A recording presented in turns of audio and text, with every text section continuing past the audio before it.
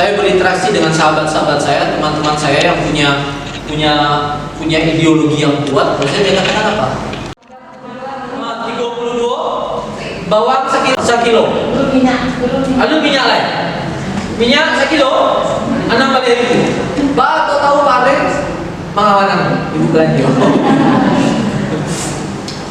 Istri saya mah kalau udah belanja apalagi ke pasar apa namanya? Singapura. Oh, pasar Singapura dia belanja kalap dia belanja kalau pasar Singapura.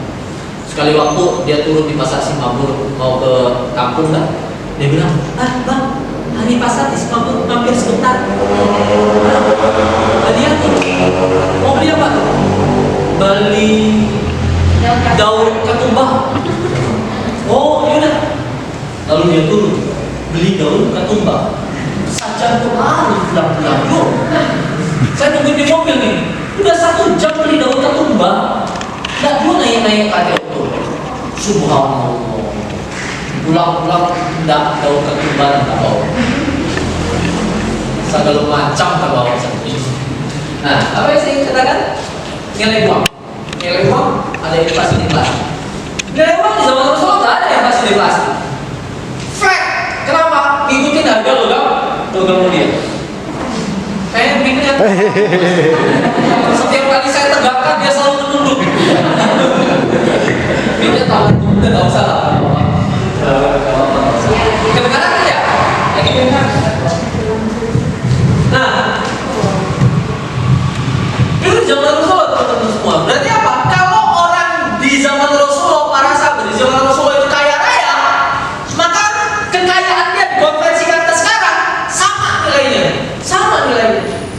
Nah, coba kita lihat 95% orang memperebutkan 10% uang di dunia. 5% orang memperebutkan 90% uang di dunia. Sorry, 95% orang memperebutkan 10% uang. Sementara 5% orang memperebutkan 90% uang di dunia. Apa maksudnya? Kalau di dunia ini anggap aja ada uang 1 triliun, 90 orang rebutan 100 juta. 100 miliar. Sementara 10 orang rebutan yang 90 miliar. Maaf, yang 900 miliar. Berarti apa? Banyak banget yang diperebutkan oleh sedikit orang. Itu yang terjadi. Dan cilakanya, ini ya. Enggak tahu ada lagi kan? Oh, takut ya. Dan ini loh, teman-teman.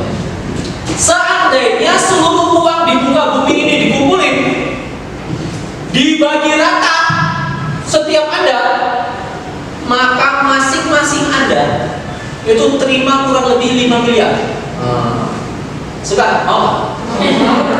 Uang di muka bumi ini dikumpulin.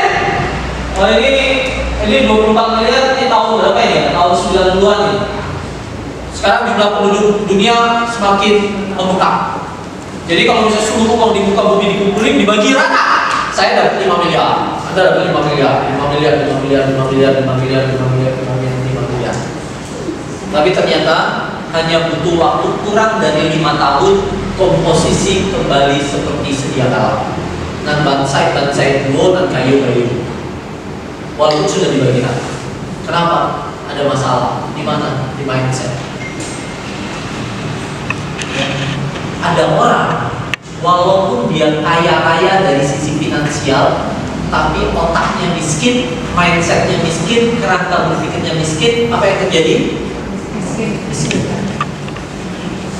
Ada orang dia miskin secara finansial, tapi otaknya berisi tentang kekayaan, kejayaan, kehebatan. Apa yang terjadi? Kaya. Nah, perhatikan teman-teman semua. Para sahabat itu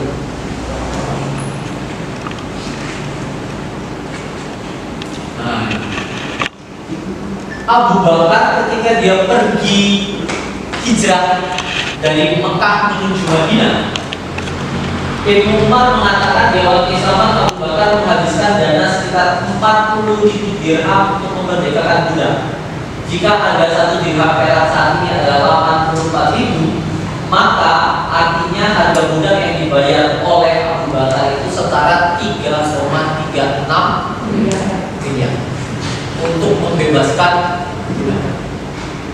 bin Khattab di dalam kitab Jami' Bayanil Ilmi wa Fadli karangan Ibnu Abdil Bar, Umar mewasiatkan sepertiga hartanya yang nilainya melebihi 40.000, berarti totalnya 120.000. Satu dinar itu 3.519.000, satu dirham 84.000. Sudah wow atau belum? Oh belum wow. Kenapa? Harta kekayaan Abu Bakar sama Umar masih miliaran. Kita lihat lagi. Utsman bin Affan, salah satu sahabat yang disinyalir salah satu sahabat paling kaya di muka bumi. Kenapa? Karena sampai dengan hari ini kekayaannya Utsman bin Affan masih mengalir dalam bentuk yayasan wakaf Utsman bin Affan, masih ada di Saudi. Ya. Saat perang Tabuk, beliau menyumbang 300 ekor unta, nilainya setara dengan 3 miliar, dana sebesar 1.000 dinar emas. Ketika terbunuh, Utsman bin Affan masih punya harta yang disimpan penjaga gudangnya sebanyak 30.500.000 dirham atau setara 2,565 triliun. Utsman bin Affan triliunan. Dan 100.000 dinar atau setara 350 miliar. Nah, ini yang paling kaya. Ketika perang Tabuk, dia nyumbang 3,5 miliar. Menjelang wafat, wasiatnya 50.000 dinar untuk infak. Untuk infaknya doang 118,5 miliar. Ini infak ini. Awak infak adalah 1.200. Cari dulu kita saleh-saleh. Ya. Abdurrahman bin Auf meninggalkan 4 istri. Seorang istri mendapatkan warisan sebesar 30.000 dinar. Hal ini berarti keseluruhan istrinya memperoleh 120.000 dinar yang merupakan 1/8 dari warisan. Berarti kalau 180.000 dinar itu 1/8 kali 8-nya kan? Berarti apa? Ada sekitar hampir 1 juta dinar. 1 juta dinar kali 3.500.000. Hasilnya berapa itu? Banyak kan ya? Ayah orang itu. Yo kok kadang tuang yo coba pakai kalkulator. Error itu.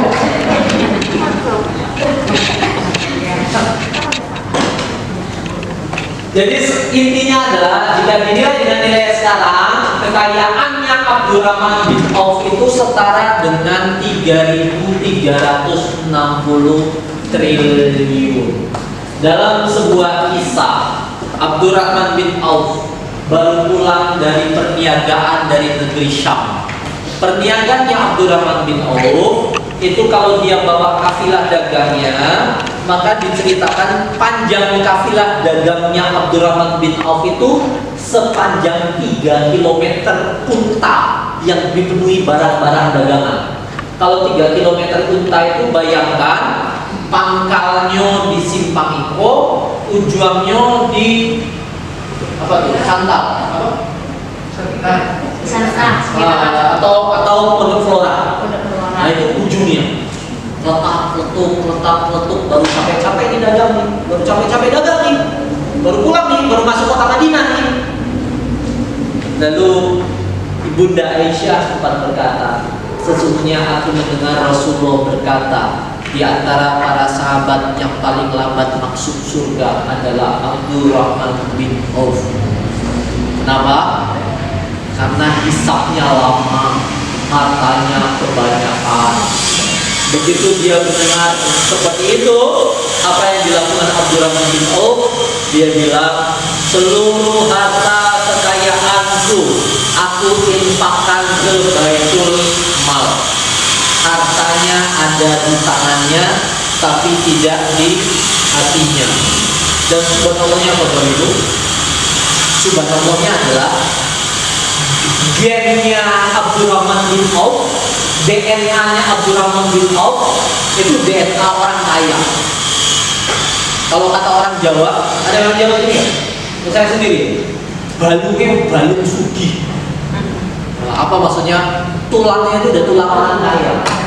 Mau miskin gimana juga nggak bisa. Kenapa? Kalau bedanya Abdurrahman bin Auf sama Anda niat kaya belum dapat. Abdurrahman bin Auf niat miskin nggak dapat. Apa buktinya Abdurrahman bin Auf niat miskin? Sekali waktu para sahabat panen kurma, lalu kata Abdurrahman bin Auf, ada kesempatan saya miskin. Apa itu? Kurma yang dipanen itu ternyata busuk semuanya karena kena hama. Lalu Abdurrahman bin Auf beli seluruh kurma busuk dari para sahabat dengan harga normal seperti kurma bagus. Sahabat yang dibeli seneng nggak? Seneng lah. Kurmanya jelek dibeli harga normal. Abdurrahman bin Auf juga seneng. Kenapa? Sebentar lagi saya miskin. Beda kan kalau kita kan? Kalau kita niat kaya belum dapat. Abdurrahman bin Auf niatnya miskin, belum dapat. Dibelilah seluruh kurma dari para sahabat. Bahagia Abdurrahman bin Auf. Kenapa? Karena dia agak miskin. Gak berapa lama datang utusan dari negeri sebelah. Ternyata negeri sebelah itu sedang ada virus, sedang wabah corona judulnya. Cerita ini fiktif belaka ya, tapi kisah ini benar ada. Lalu apa? Ternyata obat satu-satunya dari wabah itu adalah kurma busuk. Dan satu-satunya pemilik kurma busuk di Madinah, Abdurrahman bin Auf. Apa yang terjadi? Abdurrahman bin Auf kaya lagi.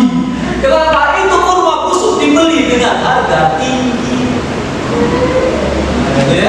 Itulah bedanya Anda sama Abdurrahman bin Auf. Anda niat kaya belum dapat. Abdurrahman bin Auf niat miskin nggak dapat. Malah tambah kaya. Jadi Bapak Ibu semua, saya ingin katakan, udah deh. Kalau kita ini, kalau mau miskin itu gak usah niat lah. Ya?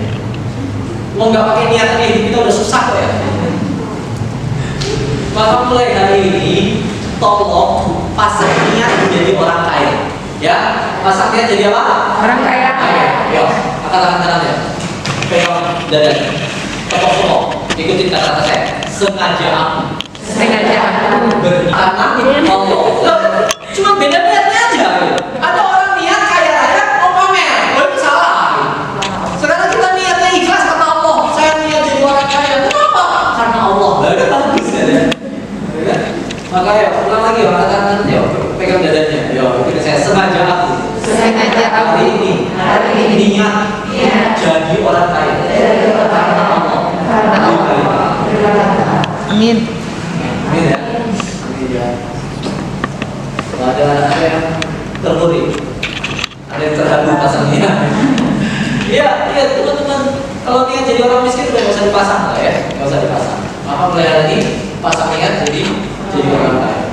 Akhir teduh dengan istri saya pasang niat tidak jadi orang kaya. Iya. Bapak Ibu, maaf ya saya katakan ya, hidup jadi orang kaya itu jauh lebih mudah. Serius. Oke, kalau Anda katakan sambil ketawa itu pasti Pak, statement saya kedua. Hidup jadi orang kaya itu lebih murah loh. Nah, Anda setuju nggak? Nah, Anda setuju nggak? Kalau lebih mudah, Anda percaya. Kalau lebih murah, Anda percaya. Oke, sekarang kita hitung. Orang miskin tidak bisa beli kompor gas. Yang dia beli adalah kayu bakar. 1 KB kayu bakar harganya berapa? 10.000. Tahan untuk masak berapa hari? 3 hari masak. Paling lama. Oh, 2 kali masak. 2 kali masak 10.000. 3 cuma. 8. Ada yang 6, ada yang 8. Anggaplah 3 hari lah ya. Kita mahalin dikit. 10.000 untuk 3 hari masak. Berarti 1 bulan kali 10, betul? Berarti harganya 100.000. Sekarang saya tanya, teman-teman beli gas berapa hari? 25.000. Berapa lama tahannya? Lebih sebulan. Anggaplah tahannya Sebulan. cuma 10 hari. Anggap nih 10 hari. Berarti 1 bulan butuh berapa tabung gas? 3. Berarti berapa harganya? 75.000. 100.000. Lebih murah nggak? Lebih murah. Lebih murah. Seriusan. Cuma bedanya orang kaya keluar uang di awal lebih mahal. Untuk beli kompor gasnya terasa lebih mahal. Turunannya lebih murah. Bapak Ibu pernah datang ke toko buku Gramedia? Alhamdulillah. Pernah dikasih diskon sama Gramedia? Pernah. Alhamdulillah. Pernah utang nggak? Enggak. Oh, nggak pernah. Boleh nggak utang di Gramedia? Kata siapa nggak boleh? Boleh. Saya pakai kartu kredit. Kan kreditnya. Dalam utang dapat diskon lagi. Diskonnya bayarin siapa? Kartu kredit. Lebih mudah, lebih murah. Lebih mudah, lebih murah. Ini direkam ya? Oh, rekam ya? Recording. Udah, iya. Udah izin tadi, Pak. Ah, ya. Sama Ibu. Iya, kalau direkam kan saya perlu jaga hati-hati katanya. Jahit. Ntar kalau ada yang apa di kita kan. Nggak apa-apa. Bapak Ibu, saya punya teman. Alhamdulillah teman-teman saya itu banyak yang jauh lebih kaya daripada saya. Dan ternyata di kalangan pergaulan ada hukum tidak tertulis. Ada hukum tidak tertulis. Apa itu? Siapa lebih kaya mentraktir yang kurang kaya. Itu hukum tidak tertulis. Sehingga saya seringkali duduk-duduk di tempat teman-teman saya itu. Dan apa yang terjadi? Saya nggak melihat. Kenapa? Karena mereka dengan senang hati bayarin saya. Kenapa? Karena mereka lebih kaya daripada saya. Tapi karena saya merasa saya tidak boleh mental miskin terus. Sekali-sekali Saya kredit. tapi ternyata kadang-kadang saya hidup itu ternyata hidup saya cukup murah kok. Dan sebagai orang kaya banyak kemudahan. Dan sebagai orang kaya juga banyak kebaikan yang kita bisa lakukan. Betul? Teman saya buat sebuah gerakan Indonesia masuk surga. Nah, ini menarik. Gerakan Indonesia masuk surga. Kalau kita bisa bikin gerakan Batu Sangkar masuk surga, bisa nggak kita bikin seluruh orang di Batu Sangkar ini pasti masuk surga? Bisa nggak? Yang Muslim ya? Insya Allah bisa. Insya Allah bisa. Gimana caranya? Dia kalkulasi. Ini kalkulasinya manajemen. Jadi nanti bisa difasilitasi dinas koperasi atau ada teman-teman mau fasilitasi gerakan ini. Batu Sangkar masuk surga. Ada tahu Hafiz? Penghafal Al-Quran? Penghafal Al-Quran, setiap satu orang penghafal Al-Quran boleh mengajak berapa orang? 70 orang. Dia berhak mensyafaatkan 70 orang untuk masuk surga bareng dia. Jadi kalau misalnya ada orang dilantik begitu di mahkamah Allahnya nanti, Hafiz Quran masuk surga, kamu boleh ajak 70 orang. Yang siap Hafiz Quran itu. Itu ibu kayak doa. Oke bu.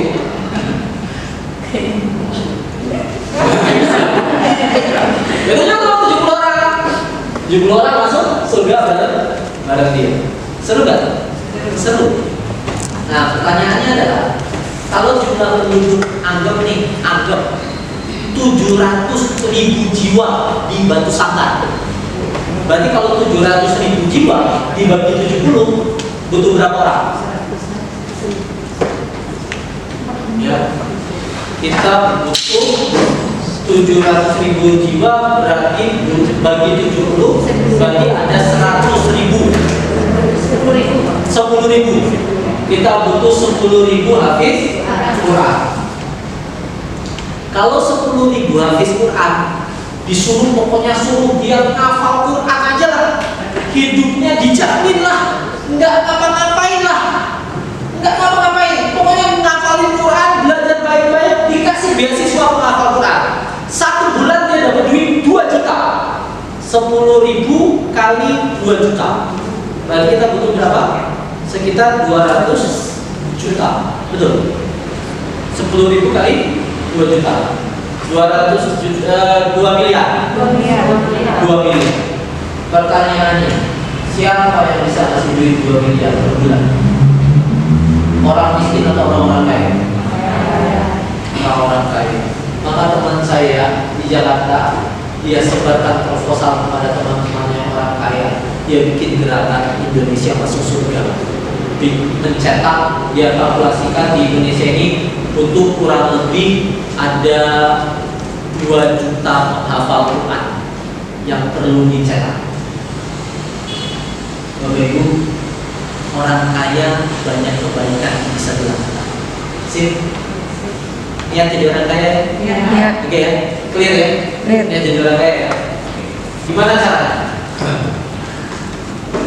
Ya, ini pertanyaannya bagaimana Pak? Niat jadi orang kaya? Jadi aja. Insya Allah ya? Insya Allah ya? Jadi kalau misalnya niat orang kaya itu sukanya memberi atau menerima? Jadi Membangun atau dibangunin? membangun, Menghebatkan atau melemahkan? menghebatkan, Tangan di bawah atau tangan di atas? tangan di atas, Jadi kalau nanti dikasih, lebih baik kasih kepada yang lebih butuh atau terima apa adanya? kasih pada yang membutuhkan. Kasih yang lebih butuh. Jadi nanti kalau uang transportasinya dikasih, tolong berikan pada yang lebih butuh. Ya. Serahkan. Oh, pada anak sendiri. Bapak Ibu, please. Nih, saya bilang ya pada Anda ya. Belajarlah untuk banyak memberi pada orang lain. Serius. Belajarlah untuk banyak memberi pada orang lain. Kenapa gitu Pak? Karena ketika Anda banyak memberi kepada orang lain, Anda akan temukan yang Anda dapatkan akan jauh-jauh lebih baik. Rumus itu dah rumus keimanan ini, nggak usah dibantah. Pak, beko abi Pak, dia punya cara. Ya, yuk ikut saya. Kuadran penghasilan. Tangannya. Aktif income. Aktif income. Pasif income. Pasif income. Aktif income. Aktif income. Kalau aku kerja, Kalau aku kerja, aku dapat uang. aku dapat uang. Aku tidak kerja, Aku tidak kerja, tidak dapat apa-apa. Pasif income. pasif income. Aku tak bekerja, Aku tak bekerja, uang tetap mengalir. uang tetap mengalir. Bahkan Bahkan duduk-duduk saja, duduk-duduk saja, uang bekerja untuk. uang bekerja untuk aktif, Apa? aktif income.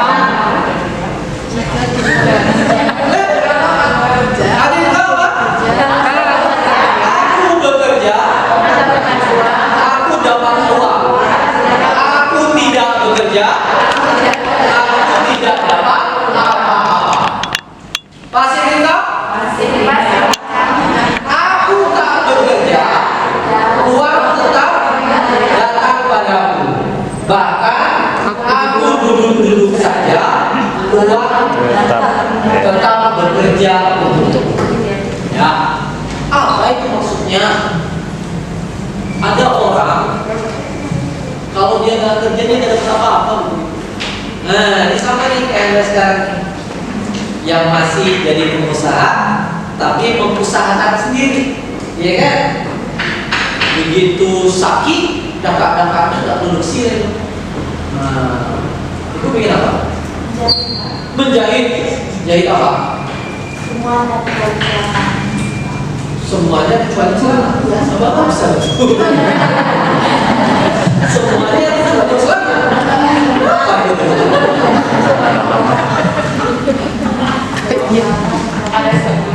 Kalau celana susah ngukurnya. Malu ngukurnya. Kalau celana perempuan, oh bisa. Oh jadi tidak terima celana laki-laki. Spesialis perempuan. Oke. Siapa yang jadi itu? Yang motong? Yang ngukur pelanggan? Yang terima duitnya? Kalau saya sakit. Nah ini namanya aktif. Beliau masuk kategori self-employed. Apa Bapak Ibu? Pekerja untuk diri sendiri. Untuk aktif income ada dua. Yang satu kategorinya karyawan. Kategorinya apa? Karyawan. Lebih banyak, lebih baik dari seterusnya kepada si kerja. Ini employee. Oke? Yang kedua, self employee. Self employee itu apa, teman-teman? Pekerja sendiri. Nah, kayak beliau. Ini self employee. Anda bisnisnya apa? Kue. Apa? Kuenya kue apa? Oh, kue ulang tahun segala macam. Yang fokusnya mana? Oh, yang bikin siapa? Oh, yang bikin kawan-kawan. Sama-sama. Bisnisnya bisnis siapa? Oh, Anda kerja sama orang. Nah? Oh, tante. Bisnismu milik siapa? Milik tante, bukan milik Anda. Berarti posisi Anda di mana?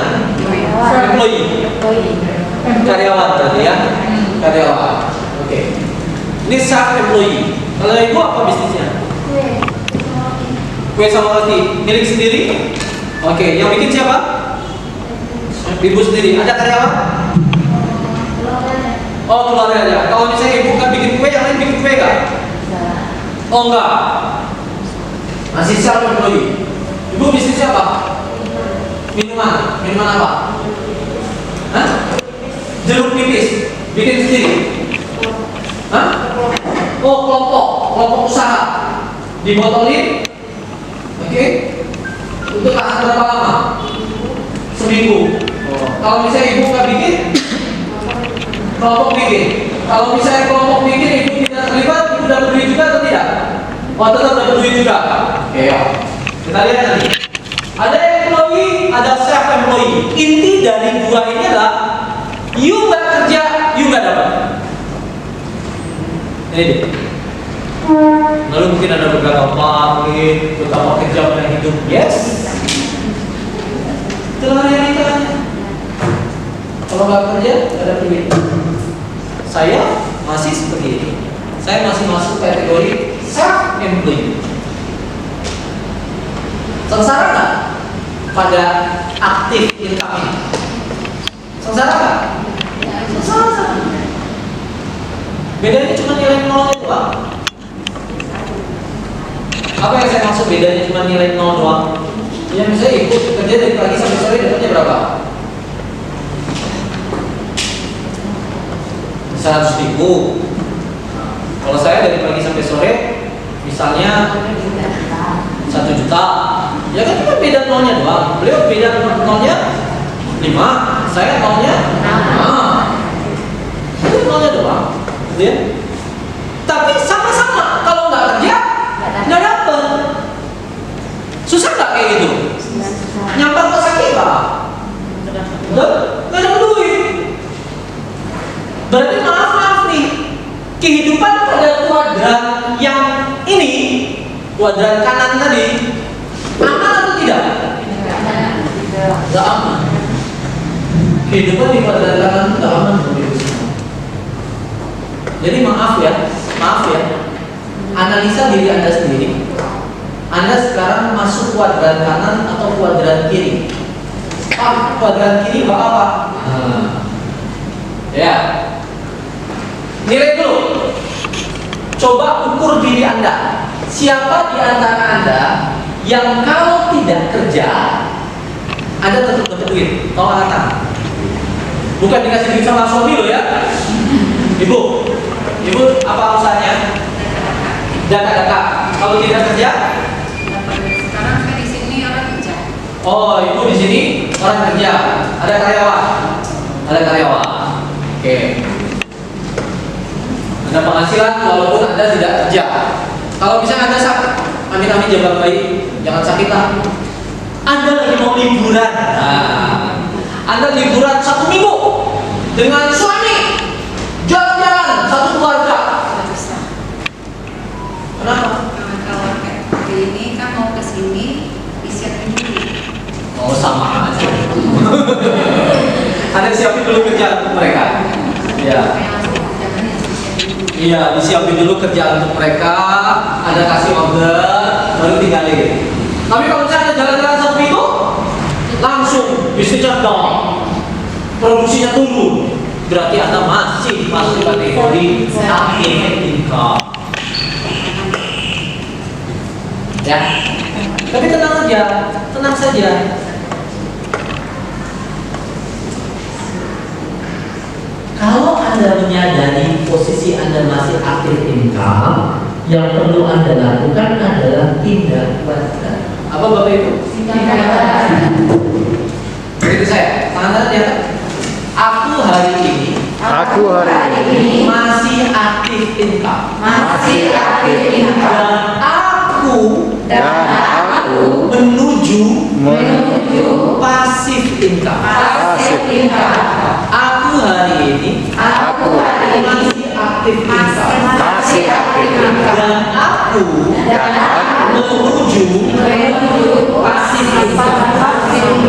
Jadi Bapak Ibu mulai hari ini punya cita-cita pasif income ya. Apa maksudnya pasif income?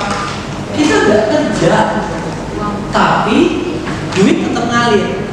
Bagaimana caranya? Ada dua jalan. Yang satu businessman, atau punya bisnis.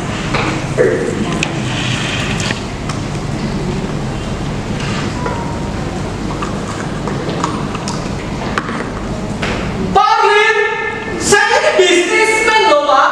Saya ini pengusaha. Please deh, jangan sampai aku.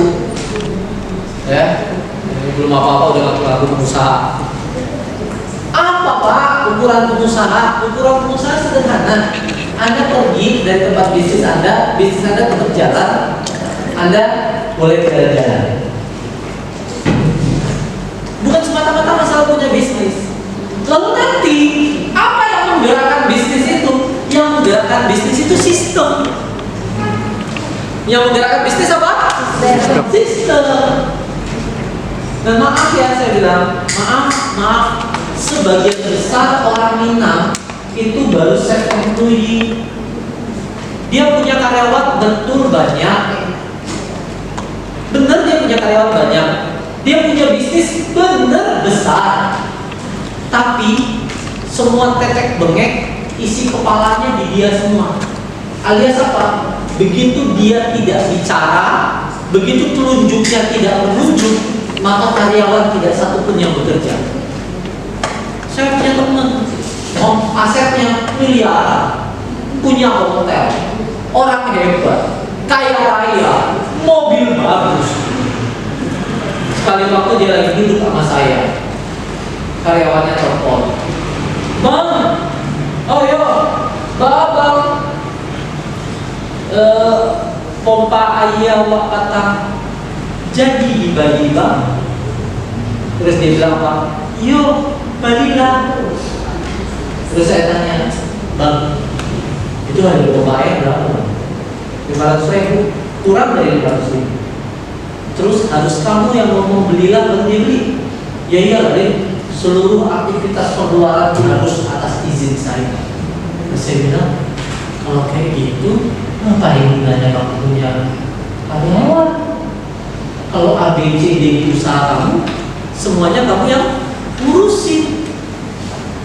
Jadi dia punya karyawan cuma untuk jadi tangan dan kakinya. Karyawannya tidak boleh pakai otaknya. Maaf ya kalau saya ngomong gini. Kenapa? Karena memang dia nggak pernah by sistem, nggak pernah sistem yang menjalankan. Nah, ibu sudah bagus, sudah mulai menarik bisnismen. Cuma jadi masalah itu tadi, ibu harus semuanya dipersiapkan oleh ibu dulu, ya kan? Baru orang lain, kalau misalnya ibu tidak ada, tetap ibu harus persiapkan kan? Ibu mau ke sini pelatihan berapa hari sih pelatihan di sini? 3 hari. Pagi ibu siapin dulu, tinggal jual lah, ya kan? Habis itu ibu pergi. Besok siapin lagi, kayak gitu aja. Apa yang terjadi? Sama aja tuh, ibu masih self-employed.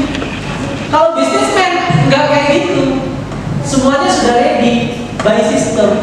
Oh, maaf, takarannya berapa? Apalagi kalau istri saya sudah mulai masak, takaran garam cuma dia dan Tuhan yang tahu. Dan caranya itu tuh unik. Ambil garam. Harus kayak gitu ya? Iya, kalau enggak gak enak. Oh, harus kayak gitu ya. Jadi harus ada gerakan akhir. Ambil garam, taburinnya muter, di belakangnya gitu. Jadi ritual kayak gitu ya. Jadi kita kasih garam, tinggal kasih garam aja. Sebetulnya gini Pak, Ya, mungkin Bapak katakan ini tadi, ketika menabur garam itu pada satu posisi, kalau dia lagi kayak begitu, berarti dia akan nempelnya pada satu. Tapi kalau dia ditebak sekeliling, dia akan dirasakan oleh semua. Walaupun barang itu kan dia. Ya, it's okay lah. Anggap itu sebagai sebuah pengalaman personal kan. Tapi begitu bicara tentang bisnismen, itu harus dituliskan jadi sebuah standar. Anda datang ke tempat gerai makanan namanya KFC, tahu nggak? Kayak KFC, McDonald, ya, standar panas minyaknya berapa? Dicelupin ayamnya berapa menit? Itu ada standar waktunya. Ada. Itu modern. Maka dari itu dia bisa franchise asalnya dari Kentucky di Amerika, franchise seluruh dunia. Sekarang saya tanya, ada nggak franchise rumah makan Padang? Nggak ada.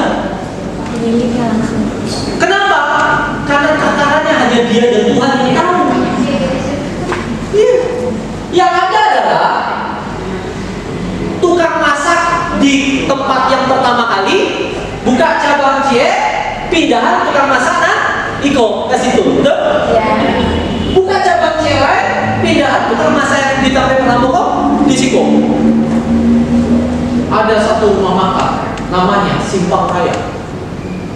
Tapi ternyata misalnya Kok Bali Radang Simpang Raya yang itu, Kok Bali Sempade Simpang Raya yang di situ. Udah? Kenapa? Walaupun masakannya sama, tetap rasanya Beda. berbeda. Kenapa? Karena tukang masaknya beda. Nggak ada standar. Itu tantangan berat kalau mau jadi pebisnis. Pebisnis nanti menjalankan bisnis dengan sistem. Dengan apa Bapak Ibu? Ya, angkat tangan. Pegang pundak teman Anda yang sebelah kanan.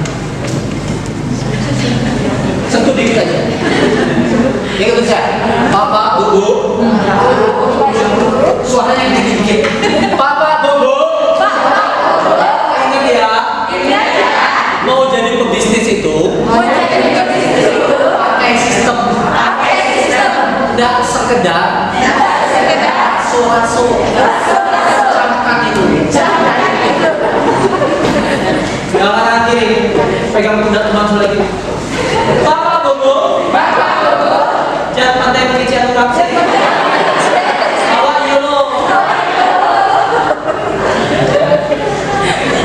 Pebisnis, bedanya pebisnis dengan self employee adalah pebisnis mulai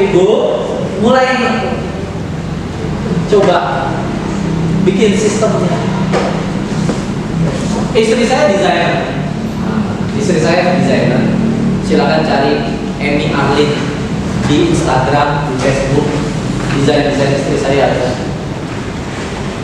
Saya baru sadar kenapa Instagram istri saya jauh lebih banyak followernya daripada saya, karena saya sering promosi dia.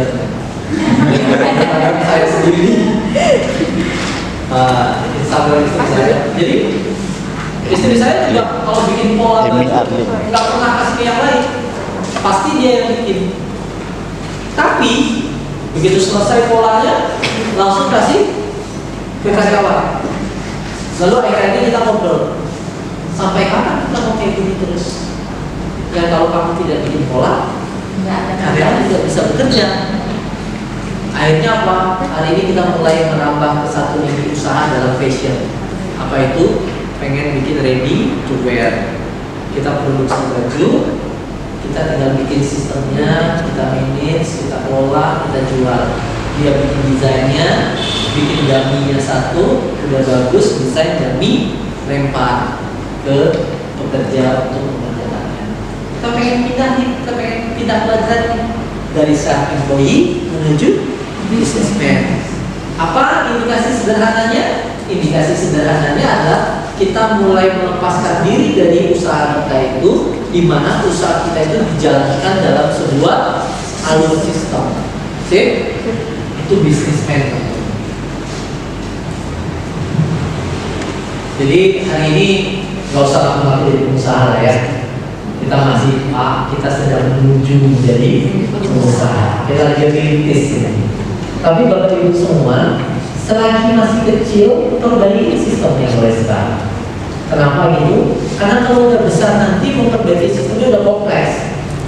Sudah kompleks. Ibu bisnis apa itu? Bikin saja. Yang selain kuliner siapa? Selain kuliner, ibu apa?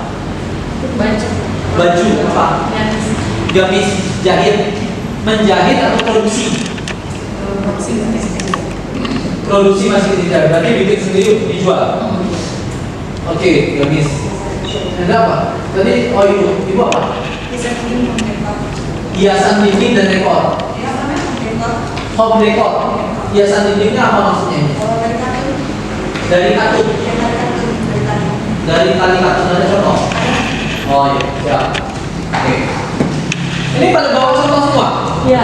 Oke, good. Saya senang. Good. Ada ya? Oke, nanti kita bicara. Kita akan fokus ke bisnis Anda sampai 12. Oke ya?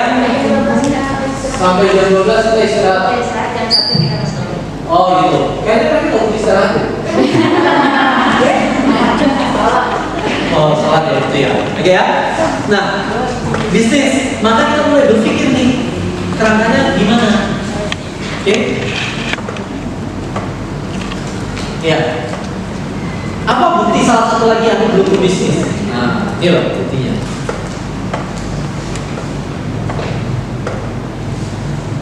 Selama ini kalau dipikir-pikir, Anda itu pengusaha atau pedagang? Nah, pedagang. Oke. Cara mengujinya sederhana. Anda beli gula 1 kilo 10.000. Anda jual 12.000. Untungnya berapa? Siapa yang tahu tolong katakan. Ya, tolong katakan. Biar Anda bertanggung jawab dengan jawaban Anda. Berapa untungnya? 2.000. Oke, itu jawaban pedagang. Pedagang hanya menghitung keuntungan dari selisih harga pokok produksi dengan harga jual. Oke ya? Yang dia itu apa? Selisih harga pokok produksi dan harga jual. Oke, gue bikin sanjay. Nah, Bali apa namanya? Ubi. Bali ubi berapa sekilo? 1.000 mati. Bali 10 kilo 5 kali 1.000. Bali bumbu 5.000. Misalnya, digoreng pakai minyak segala macam. Dapet lah kalau 10 kilo itu termodal anggaplah 50.000. Ya, anggap aja ya. Laku dapatnya berapa bungkus? Misalnya dapetnya 10 kilo misalnya, dapetnya sanjay 10 kilo, modalnya 50.000, berarti 1 kilonya sanjay seharga 5.000, dijual 1 kilo 10.000, untungnya berapa? 5.000. Sama dijual 5.000, tukang goreng tidak dituang, biaya listrik tidak dituang, biaya transportasi tidak dituang, biaya telepon untuk menghubungi orang tidak dituang. Kan itu kan ya? Yang terjadi ada itu hanya selisih antara harga jual dengan yang namanya harga pokok produksi. Nah, nanti kita bicara itu Bapak Ibu. Hebatnya dari kami yuk. Makanya kalau mau jadi pengusaha harus siap susah. Yang namanya pengusaha itu berakit-rakit dulu, berenang-renang, bersakit-sakit dahulu, insya Allah kemudian. Lalu tak dulu sana ya. Bener loh Bapak Ibu. Jadi pengusaha itu kan diulang aja deh. Dan di awal tentu. Bener gak? Serius loh. Coba bikin saja ya. Lagi ya kalau orang tukang masaknya, dibayar nggak? Digaji nggak orang? Digaji kan? Hak dia jelas nggak? Jelas. Nyo masak sehari dia 50.000. Nah, dia 50.000. Plak. Sanjay itu pasti laku nggak? Belum pasti. Nang diurang, aja deh. Nang dialog, itu pengusaha yang kayak gitu. Berarti apa? Berarti nanti pengusaha itu berpikir bagaimana semua. Maka pengusaha itu adalah orang-orang tani, orang-orang tua, bukan orang-orang yang blame, bukan orang-orang yang loyo, bukan orang-orang yang cengeng, yang selalu jadi pengemis, minta bantuan sama dinas gitu ya. Ya, kalau saya sudah selalu katakan sama istri saya, hubungan dengan dinas dibantu, alhamdulillah. Enggak dibantu, ya tak ada masalah. Ada atau tidak ada, kita akan terus bergerak. Siap? Apa Bu? Ibu ada cabang bikin roti di Bukit Tinggi, oke? Ada karyawan di sana. Oh, bagi hasil. Kalau bagi hasil nanti ukurannya berbeda. Berarti status ibu di sana kemitraan. Ibu sudah masuk bisnismen, tapi sifatnya kemitraan. Boleh, tidak ada masalah. Ibu sudah masuk kategori bisnismen. Tapi pertanyaannya adalah, apakah benar kemitraan itu adalah sesuatu yang benar-benar menghasilkan sesuatu untuk ibu, atau hanya sekedar nambah-nambahin doang? Oh, keuntungannya lumayan. Pertanyaan saya, kalau ibu bisa bikin seperti itu di Bukit Tinggi, kenapa nggak ibu bikin seperti itu di Batu Sangkar? Ini saya baru mulai sekitar 3 tahun. Kayak di Batu Sangkar, Bukit Tinggi? Ya, dari 5 tahun. Kenapa lebih lama di sini? Karena kami sempat tinggal di sana. Oh, Kita ada di rumah Rama. lah kenapa nggak di sini yang dibikin jadi cabangnya? Orang itu mengaji Pak, salafi. Dia salafi, jadi dia kita ke sana. Oh, oke. Kalau misalnya dia mengaji, nggak ada masalah. Bapak Ibu jangan pisahkan antara ngaji sama bisnis. Ya, dalam arti kata apa? Anda tetap bisa mengaji dan berbisnis secara bersama. Beli bahan pun lebih mudah sana. Oh, belum baru lebih mudah di sana. Oke ya, baik. Kita lanjutin nanti ya. Nanti kita akan lihat apa sih dari semua sih yang namanya investor. Jadi Bapak Ibu,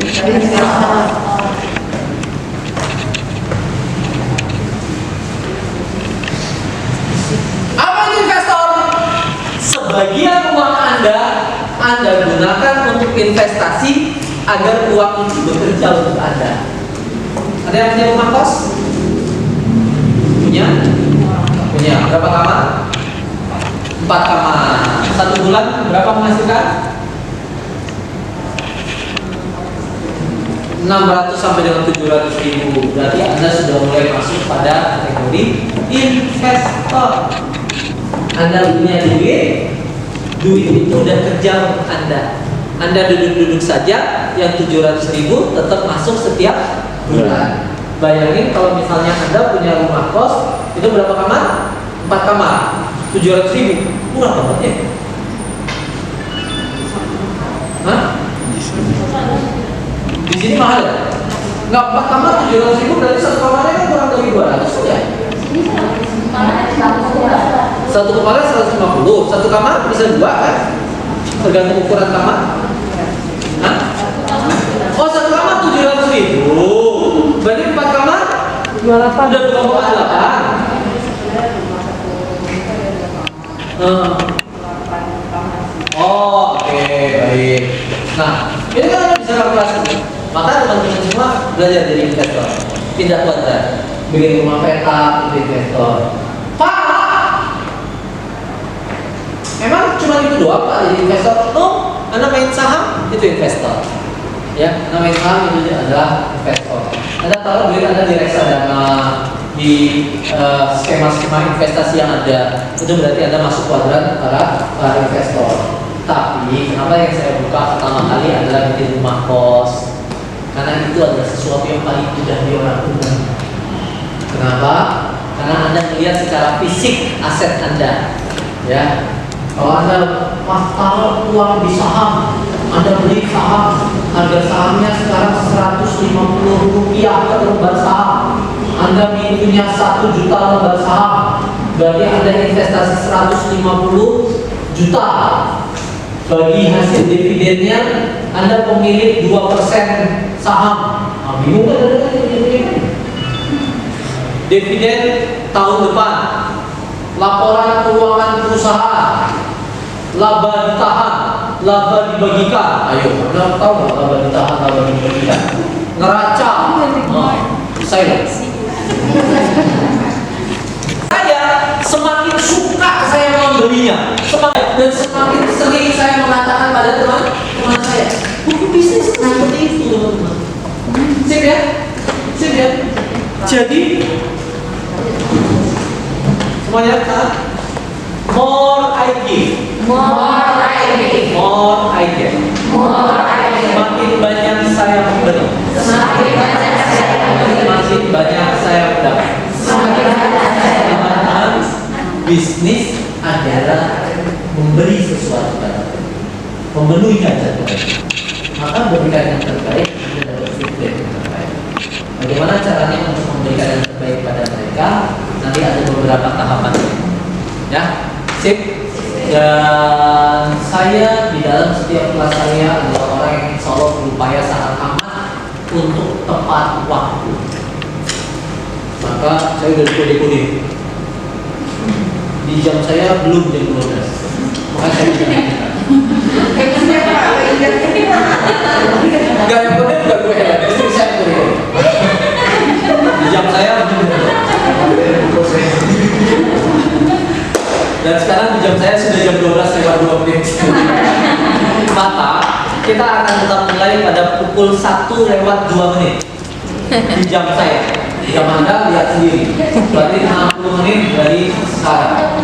Maka belajarlah untuk disiplin pada diri Anda sendiri. Terima kasih, saya tutup. Maaf, Assalamualaikum warahmatullahi wabarakatuh.